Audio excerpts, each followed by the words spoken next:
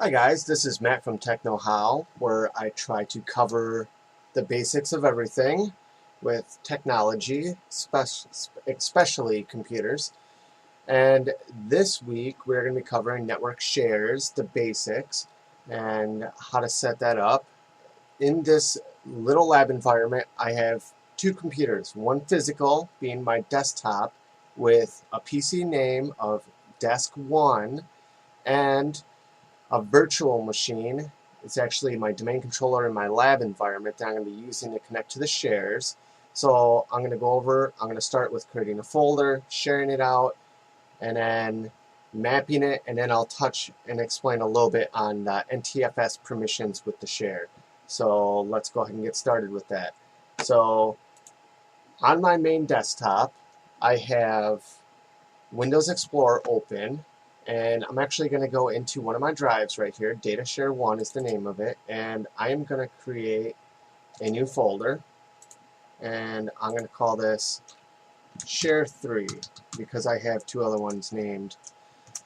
Alright, so the folder is created. Then we're going to go ahead and right click on it, and you can go to Properties and then go to Sharing.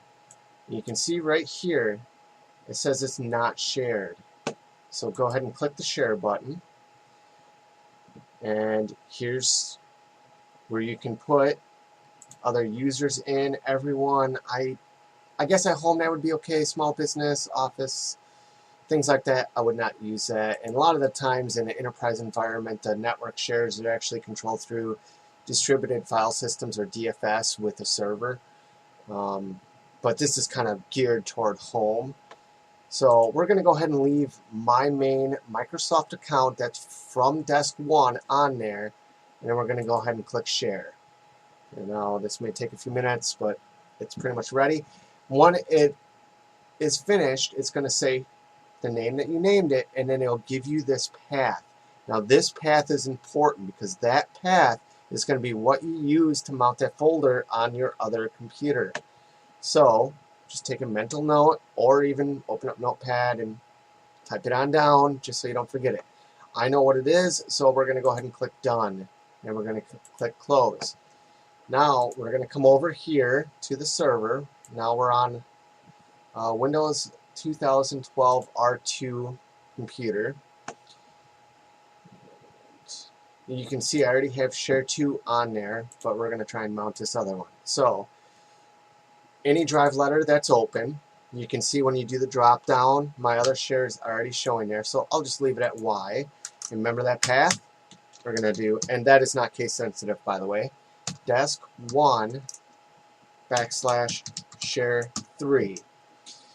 Now, if you have any DNS issues or you can't ping the other computers, you're not going to be able to connect.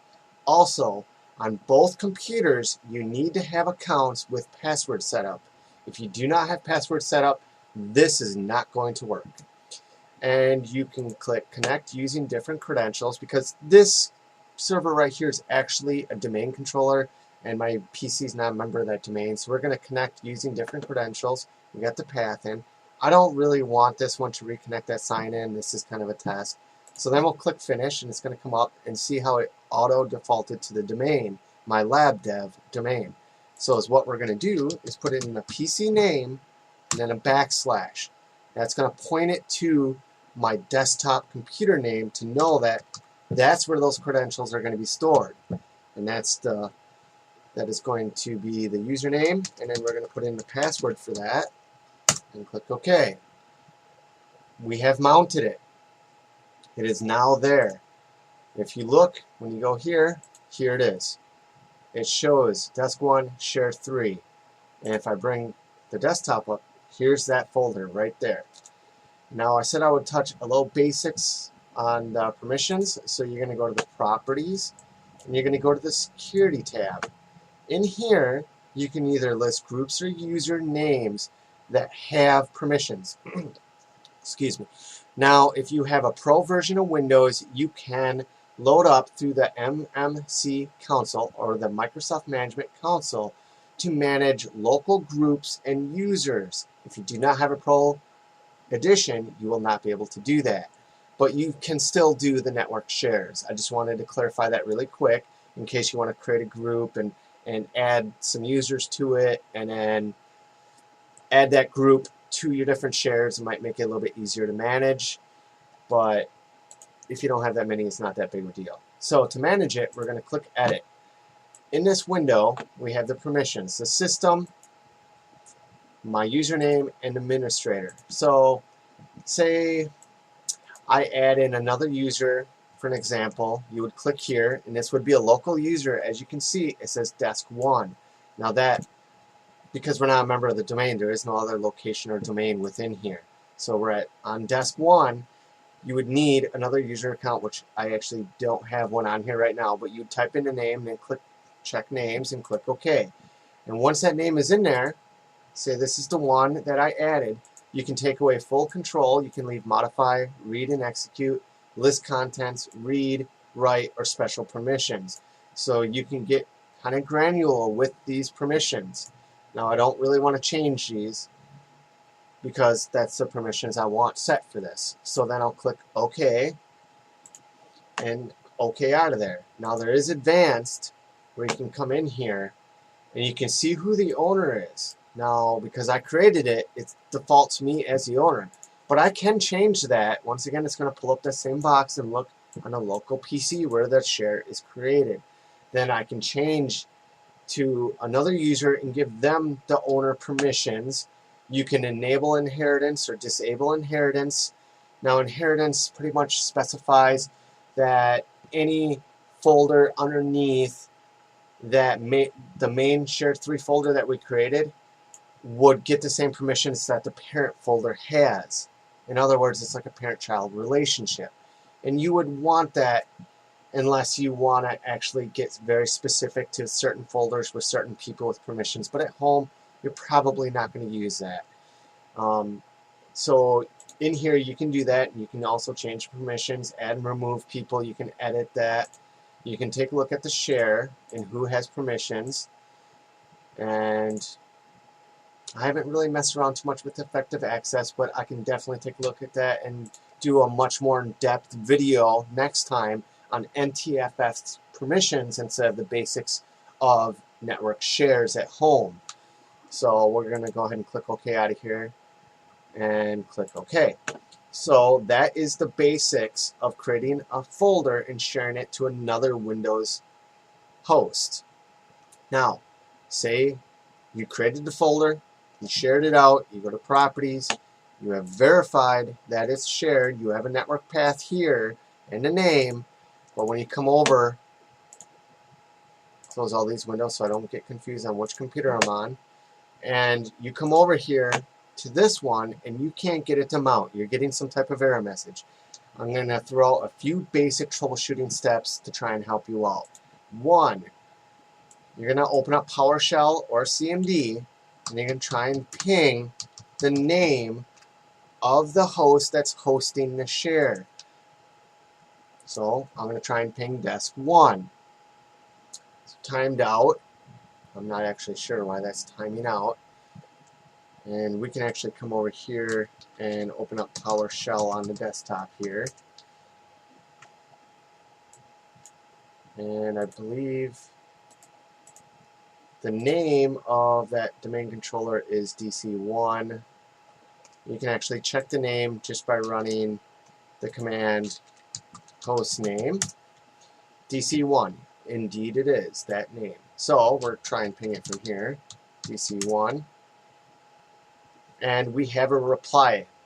Now, why this other one's probably not able to ping it, and I'm going to bring this up because if you're working in virtual machines with VMware, sometimes you have to open up a firewall in order to ping and get some type of communications and stuff, although I do see a yellow warning down here.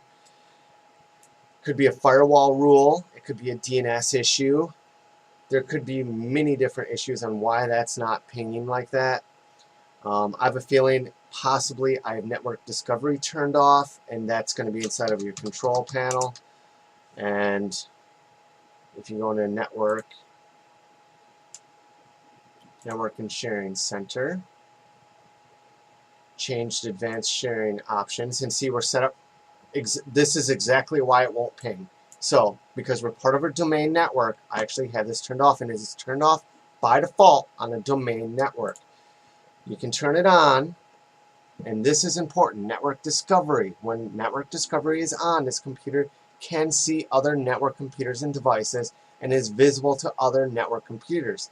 The reason why it's turned off by default in an enterprise environment for a domain environment is because of security reasons. So we'll go ahead and click Save Changes, and we'll see if this works again. We'll just use the up arrow to try and ping it again. Now, I'm not entirely sure if that's why. So it is still timing out, and I see it's actually trying to ping an IPv6 address. But if we come over here and just do IP config, hit enter, we have